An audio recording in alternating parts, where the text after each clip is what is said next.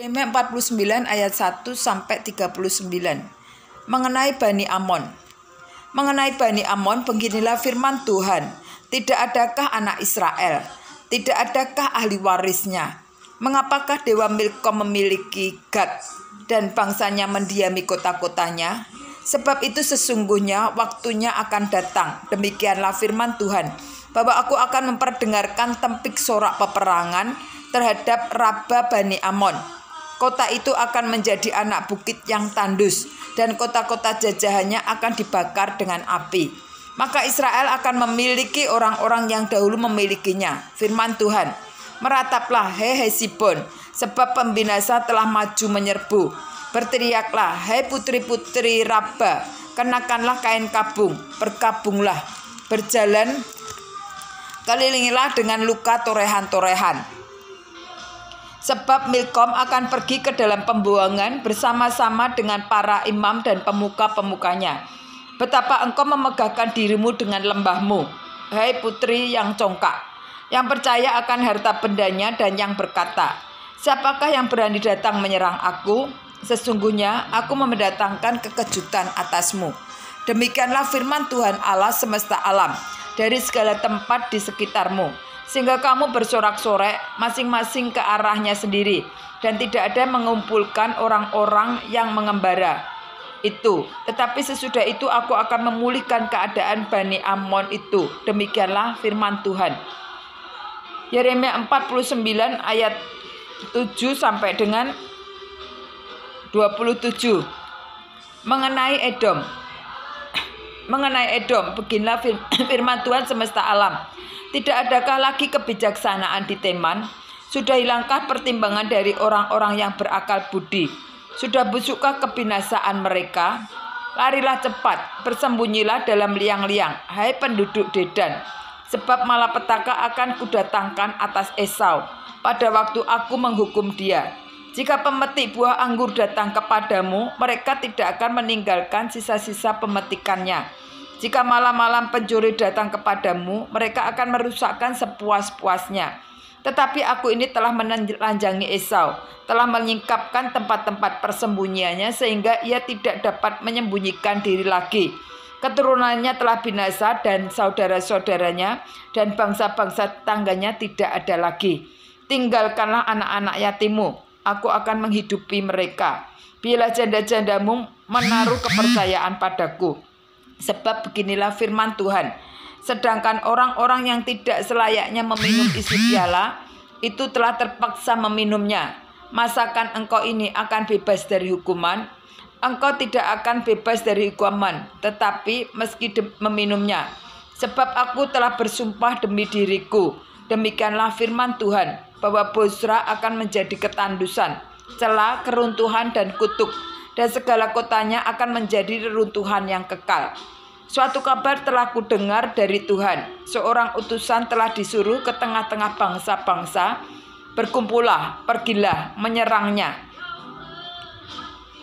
Bersiaplah untuk bertempur. Sebab sesungguhnya aku membuat engkau kecil di antara bangsa-bangsa, dihinakan di antara manusia. Sikapmu yang menggetarkan orang memperdayakan engkau, dan keangkuhan hatimu, ya engkau yang tinggal di dalam liang-liang batu, yang menduduki tempat tinggi bukit. Sekalipun engkau membuat sarangmu tinggi seperti burung Raja Wali, aku akan menurunkan engkau dari sana. Demikianlah firman Tuhan. Edom akan menjadi ketandusan. Setiap orang yang melewatinya akan merasa ngeri dan bersuit karena segala pukulan yang dideritanya. Seperti pada waktu ditunggang balikannya Sodom dan Gomora dan kota-kota tetangganya, firman Tuhan, maka seorang pun tidak akan diam lagi di sana dan seorang manusia pun tidak akan tinggal lagi di dalamnya. Sesungguhnya seperti singa yang bangkit keluar dari hutan belukar, sungai Yordan mendatangi padang gurun rumput tempat kawanan domba, demikianlah aku akan membuat mereka lari dengan tiba-tiba dari negeri itu dan mengangkat di dalamnya dia yang kupilih. Sebab siapakah yang seperti aku? Siapakah yang berani mendakwa aku? Siapakah gerangan gembala yang tahan menghadapi aku? Sebab itu dengarkanlah putusan yang telah diambil Tuhan terhadap Edom dan rancangan-rancangan yang telah dibuatnya terhadap penduduk Teman. Bahwasanya sesungguhnya yang paling lemah pun di antara kawanan domba akan diseret. Bahwa sesungguhnya padang rumput mereka sendiri akan merasa ngeri terhadap mereka. Bumi akan goncang karena bunyi jatuhnya mereka. Teriakan mereka akan terdengar bunyinya di laut Teberau. Sesungguhnya ia naik terbang seperti burung Raja Wali, melayang dan mengembangkan sayapnya ke atas Bosra. Hati para pahlawan Edom pada waktu itu akan seperti hati perempuan yang sakit beranak. Yeremia pasal 49 ayat 23 sampai dengan 33 mengenai Damsyik. Mengenai Damsyik, Hamat dan Arpad telah menjadi malu sebab mereka mendengar kabar buruk. Hati mereka gemetar karena kecemasan, tidak dapat menjadi tenang. Damsyik telah menjadi lemah, semangat berpaling untuk lari. Kegemparan telah mencekam dia, kesesakan dan sakit beranak telah menggenggam dia, seperti seorang perempuan yang sedang melahirkan. Sungguh, kota yang terpuji itu sudah ditinggalkan, kota kegirangan itu. Sebab itu, teruna-terunanya akan rebah di tanah-tanah lapangnya, dan semua prajuritnya akan menjadi bungkam pada waktu itu. Demikianlah firman Tuhan semesta alam. Aku akan menyalakan api di tembok Damsyik yang menghanguskan Puri Ben-Hadad. Yeremia 49 ayat 28 sampai 33 mengenai suku-suku bangsa Arab. Mengenai Kedar dan mengenai kerajaan Hazor yang dipukul kalah oleh Nebukadnezar Raja Babel, beginilah firman Tuhan. Bersiaplah, majulah melawan Kedar, binasakanlah orang-orang di sebelah timur. Hendaklah kemah-kemah mereka dan kawanan domba mereka dirampas sampai bersih. Tenda-tenda mereka dan segala perabot mereka. Hendaklah unta-unta mereka habis dibawa serta, dan hendaklah teriak-teriak kepada mereka kegentaran dari segala jurusan. Larilah, mengungsilah cepat-cepat, bersembunyilah dalam liang-liang, wahai penduduk Hazor. Demikianlah firman Tuhan. Sebab Nebukadnezar Raja Babel telah mengambil putusan terhadap kamu dan telah membuat rancangan terhadap kamu. Bersiaplah, majulah melawan bangsa yang hidup sentosa, yang diam dengan aman tentram. Demikianlah firman Tuhan. Dan yang tidak punya pintu gerbang atau palang, dan yang tinggal sendiri. Unta-unta mereka akan menjadi jarahan, dan teriak mereka yang banyak itu menjadi rampasan. Aku akan menyerahkan ke segala mata angin mereka yang berpotong tepi rambutnya berkeliling, dan dari segala penjuru aku akan mendatangkan bencana atas mereka.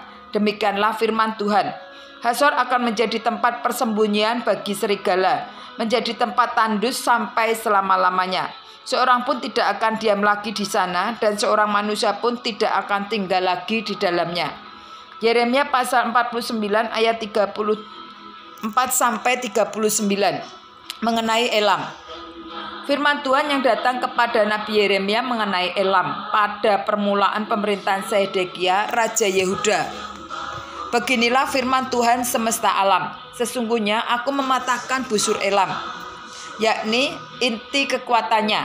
Aku akan mendatangkan atas Elam keempat angin dan keempat penjuru langit, dan akan menyerahkan mereka ke segala mata angin itu, sehingga tidak ada bangsa yang tidak kedatangan orang-orang yang berserakan dari Elam. Aku akan membuat Elam terkejut di depan para musuhnya, dan di depan orang-orang yang berusaha mencabut nyawanya. Aku akan mendatangkan atasnya malapetaka, yakni murkaku yang menyala-nyala. Demikianlah firman Tuhan. Aku akan menyuruh pedang mengejar mereka, sampai mereka kuhabiskan. Aku akan menaruh tahtaku di Elam, dan aku akan membinasakan dari sana raja dan pemuka-pemuka. Demikianlah firman Tuhan. Tetapi di kemudian hari aku akan memulihkan keadaan Elam. Demikianlah firman Tuhan.